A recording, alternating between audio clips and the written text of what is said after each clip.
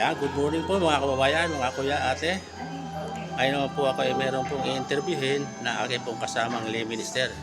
Habang kami po ay naghahantay ng alas 8, set ko po. So, ito po siya ngayon.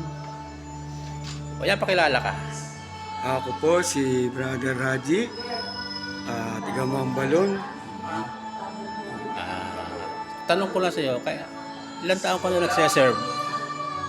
May 5 taon na.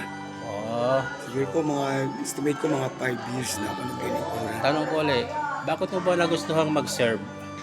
Anong dahilan?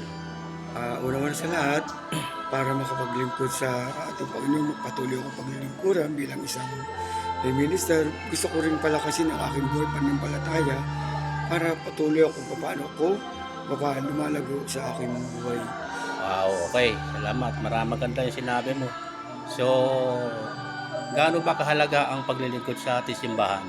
Mabel, mapaka-importante ito, lalo na sa akin, dahil sa dati ko yung buhay, ay talagang ako'y parang halos hindi ko kilala ang Panginoon.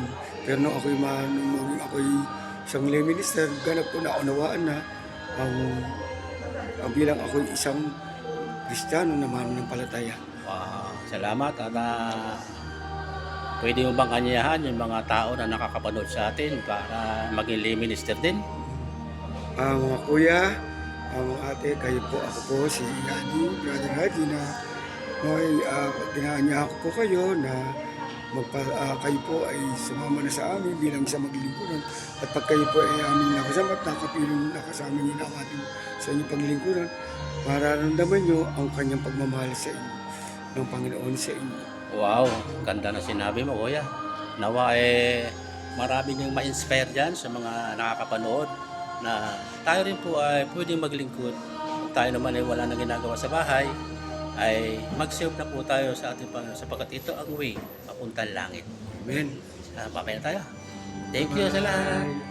Bye po. Ayun.